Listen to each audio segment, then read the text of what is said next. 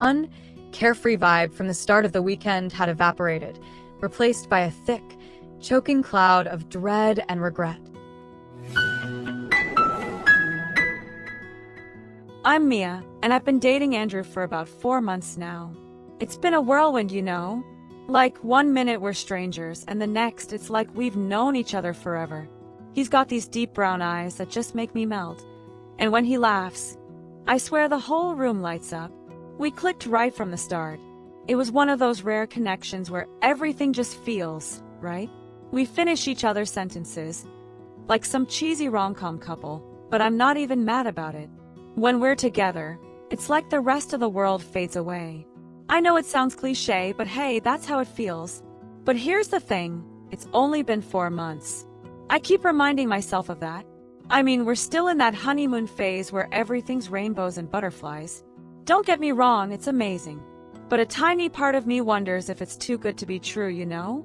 Anyway, so I'm sitting there scrolling through my phone when this message pops up from my bestie, Amelia.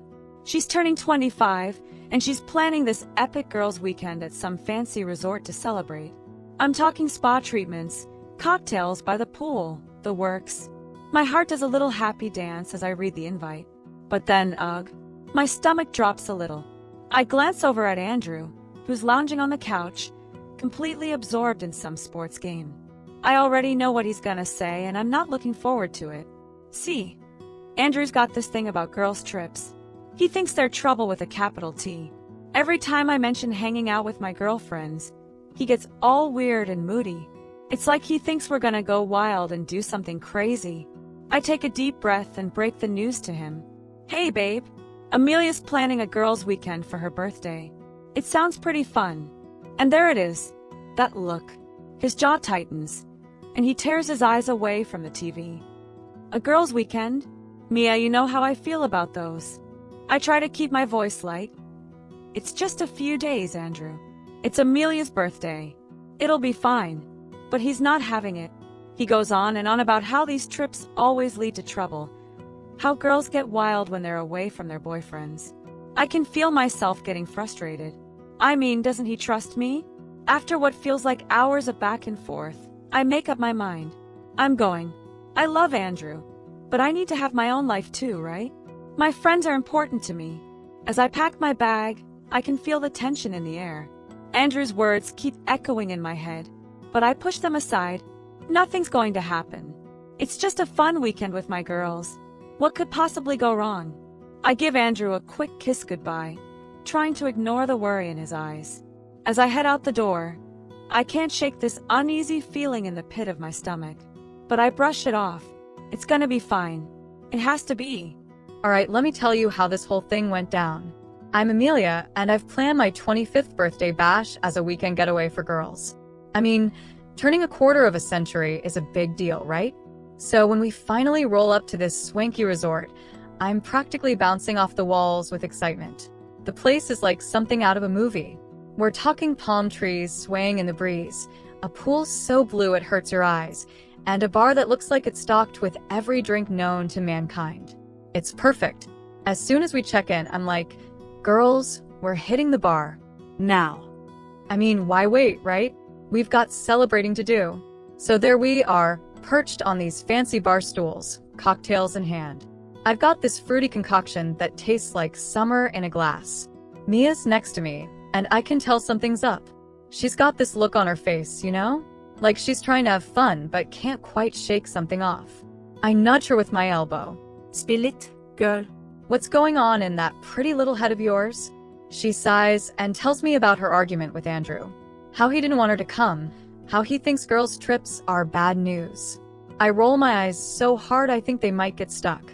Oh, please, I say, taking a big sip of my drink. He'll get over it. Guys always do. They'll sulk but get over it. Girls need to have fun, and what's the problem with that? As the night goes on, and the drinks keep flowing, we start to loosen up. Mia's laughing more, and I can see her finally start to relax. That's when I spot them, a group of guys at the other end of the bar. They're all wearing these matching t-shirts that say Jack's Last Night of Freedom, or something like that. One of them catches my eye and raises his glass. I grin and do the same. Before I know it, they're making their way over to us. "Ladies," says the tall one with the dimples. "We couldn't help but notice you from across the bar. Mind if we join you?"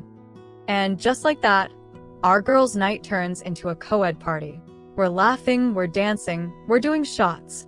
I got my arm around this guy. I think his name is Chris? Or maybe it's Craig.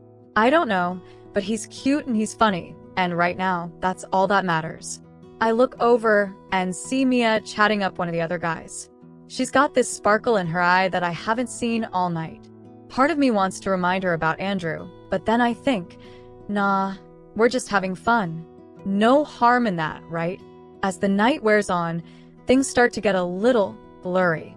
I remember dancing on a table at some point.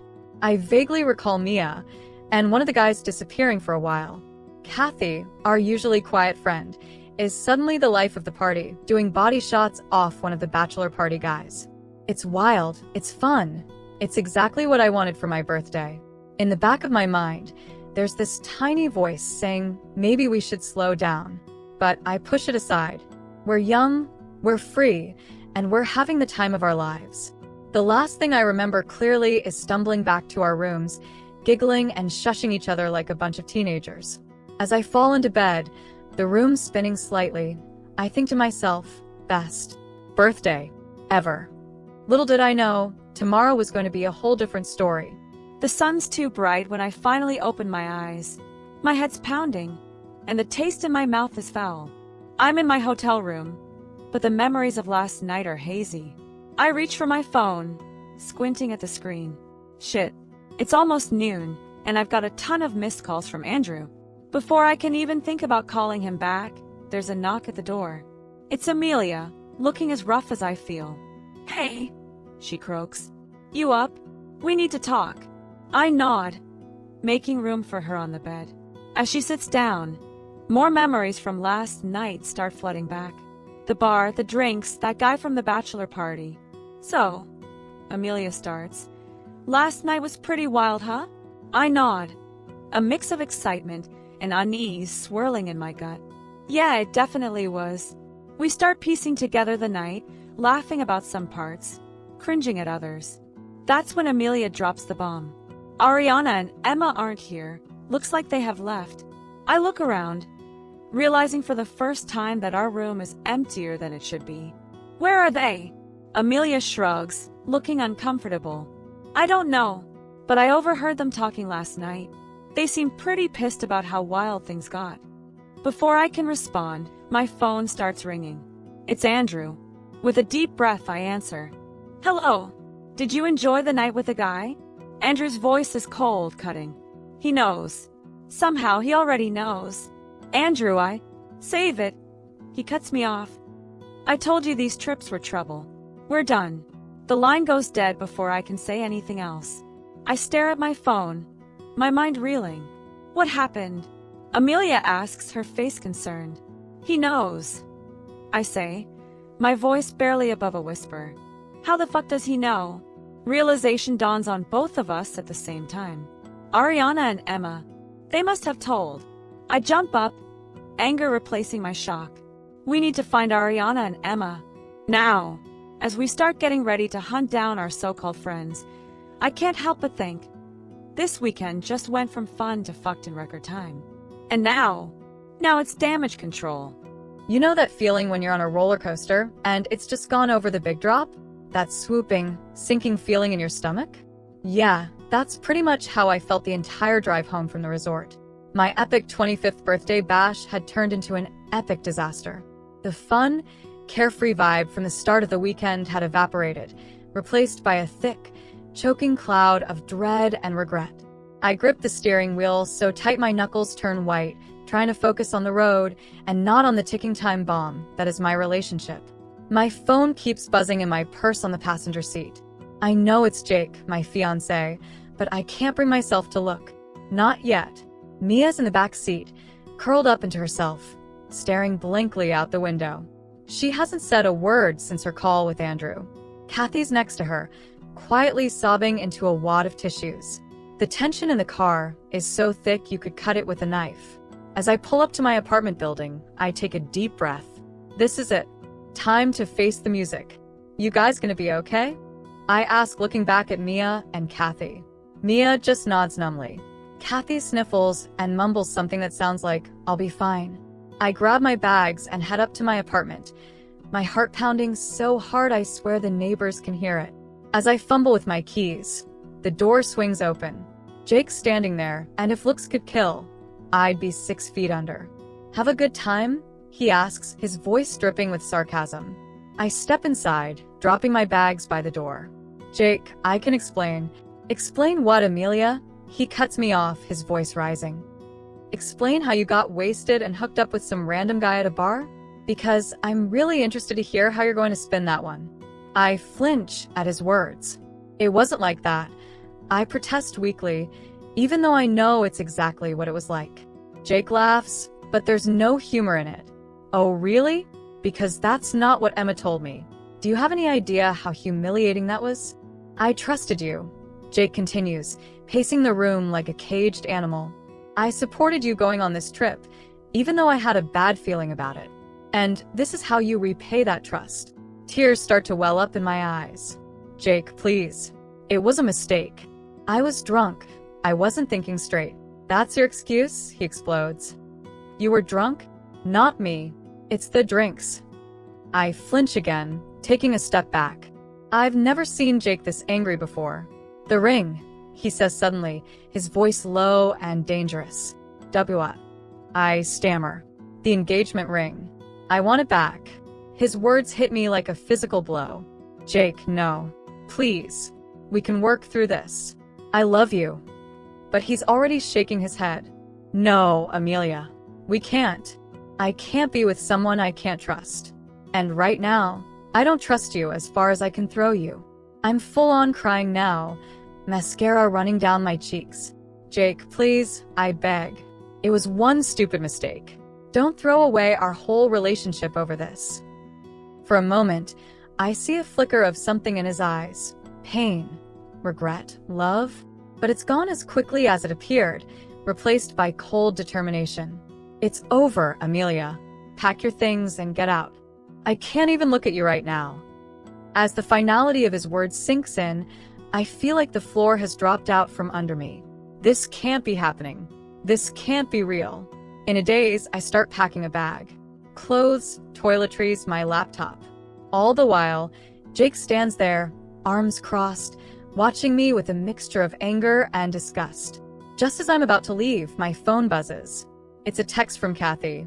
"Mark kicked me out. Can I stay with you?" Great. Just great. Not only have I ruined my own relationship, but I've also played a part in destroying my friends' lives too. As I walk out of what used to be our apartment, I turn back one last time. "I'm sorry, Jake. I really am." He doesn't respond, just closes the door in my face. Standing in the hallway, bag in hand, I've never felt more alone. How did everything go so wrong so fast? And more importantly, how the hell are we going to pick up the pieces? The drive back home feels like it takes forever. My stomach's in knots, and my mind's racing. I keep replaying that phone call with Andrew over and over in my head. The coldness in his voice, the finality of his words. It can't really be over, can it? As soon as we hit town, I head straight for Andrew's place. I need to see him. To explain. To fix this somehow. His car's in the driveway, which is a good sign, right? At least he's home. I take a deep breath and knock on the door. No answer. I knock again, louder this time. "Andrew!" I call out. "It's me. Can we talk? Please." I hear movement inside, and then the door swings open. Andrew's standing there, and damn, he looks rough. His eyes are bloodshot, his hair a mess. "What do you want, Mia?" he says, his voice flat. I swallow hard. "Can I come in? I think we need to talk." He hesitates for a moment, then steps aside. I walk in, my heart pounding. The living room's a mess, clothes and books scattered everywhere. On the coffee table, there's a box with my name on it. My stuff, I guess. "Andrew." I start, but he cuts me off. "Save it, Mia. I don't want to hear your excuses. They're not excuses," I say, my voice rising. "I just want to explain." He laughs, but there's no humor in it. "Explain what?" How you got drunk and fucked some random guy. How you made a fool of me. I flinch at his words. It wasn't like that. We were just having fun. It didn't mean anything. That's supposed to make me feel better, he snaps. That it didn't mean anything. I run my hands through my hair, frustrated. This isn't going how I'd hoped. Look, I know I messed up, but can't we work through this? I love you, Andrew. It was one stupid mistake. For a moment, I see something flicker in his eyes. Hope, doubt. But then it's gone, replaced by that cold anger again. One stupid mistake, he repeats. One stupid mistake that destroyed everything we had. How am I ever supposed to trust you again, Mia? I step closer to him, reaching out. I'll do anything, Andrew. Whatever it takes. We can go to counseling. I'll stop hanging out with the girls. Anything you want. He steps back, shaking his head. That's not how this works, Mia. You can't just undo what you did. So that's it, I say. Tears starting to well up. You're just giving up on us? Over one night. You gave up on us the moment you decided to have fun with guys, he says quietly. You thought, oh, he'll get over it. We stand there in silence for what feels like forever. Finally, Andrew sighs and walks over to the box on the coffee table. Your stuff's all here, he says, picking it up and holding it out to me. I think you should go now. I take the box, my arms feeling like lead. This can't be happening. This can't be how our story ends. Andrew, please. I try one last time. I love you.